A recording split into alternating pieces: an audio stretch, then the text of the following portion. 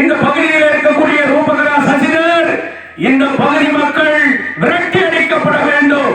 இன்னைக்கு ரூபகலா சசிதருடைய எம்எல்ஏ எலெக்ஷன்ல வெற்றி பெற்ற பிறகு இந்த பகுதியில எத்தனை பேர் மக்களை இன்னைக்கு வந்து பார்த்திருப்படி, எத்தனை பேர் என்னுடைய மக்களுடைய குறைகளை இன்றைக்கு கேட்டிருப்படி, நகராட்சி 5 வருஷத்துக்கு முன்ன எலெக்டான ஒரு கவுன்சிலர் அவன் மூன்று 8 நாள் இன்னைக்கு நீங்க பார்த்திருப்பீங்க.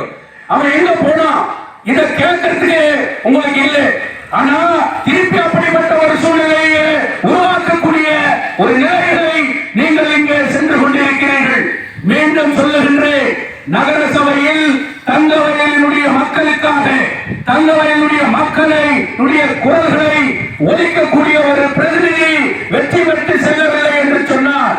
மைனிங் பகுதியிலே தங்க சுரங்க பிரச்சனைகளை ஆழமாக தட்டி கேட்டு பேசக்கூடிய ஒரு பிரதிநிதியை நீங்கள் தேர்ந்தெடுக்கவில்லை என்று சொன்னால் இன்றைக்கு நமது பிரச்சனைகளை இன்றைக்கு கேட்பதற்கோ பேசுவதற்கோ இன்றைக்கு இல்லாத ஒரு சூழ்நிலை ஏற்படும்.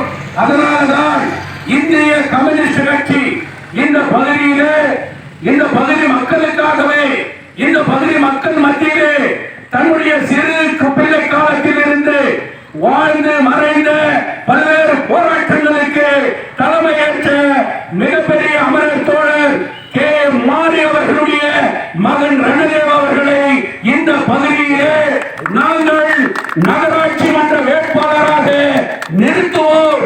நிறுத்தி இந்த தொழிலாளர்களுடைய பிரச்சனை, மக்களுடைய பிரச்சனை, அன்றாட பிரச்சனைகளை உணர்ந்து பேசக்கூடிய ஒரு நபரை இந்த பகுதியிலே தேர்தலிலே நிற்ப வைப்பது என்று முடிவு செய்திருக்கின்றோம்.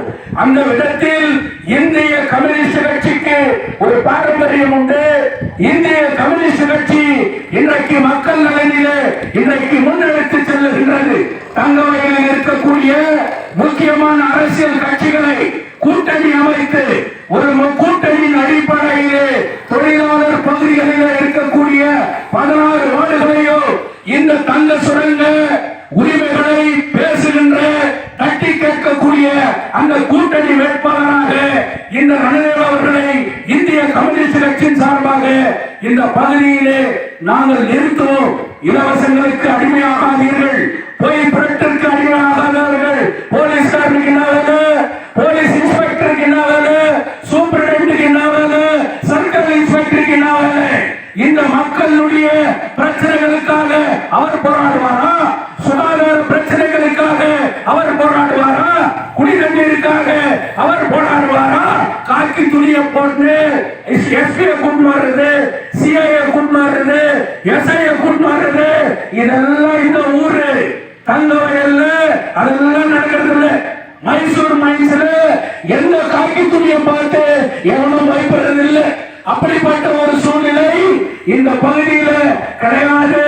அப்படி மீண்டும் நானே அதே போலீஸ் இன்ஸ்பெக்டர்களை கேட்கிறேன், இந்த பகுதியில உண்மையாகவே நீங்கள் இந்த மக்களுக்காக வேலை செய்யறதுன்னு சொன்னா நீங்க அந்த சட்டத்தின் அடிப்படையில நீங்க வேலை செய்யணும். நான் கூட மைசூர் மைன்ஸ்ல சூப்பரிண்டென்ட பார்த்து பேசலாம்னு இருக்கிறேன்.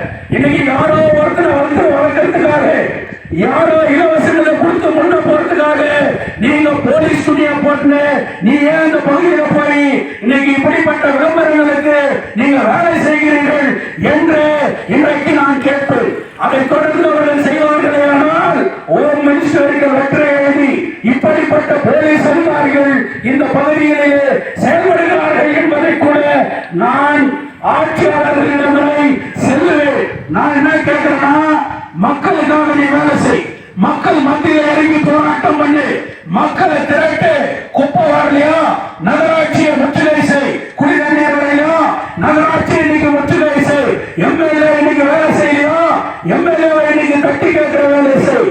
வெறும் பணத்தாலேயோ ஏதோ இலவசங்களாலேயே மட்டும் எதையும் பெற முடியாது. அப்படிப்பட்ட ஒரு கலாச்சாரத்தை இந்த பகுதி மக்கள் தூக்கி எறியப்பட வேண்டும்.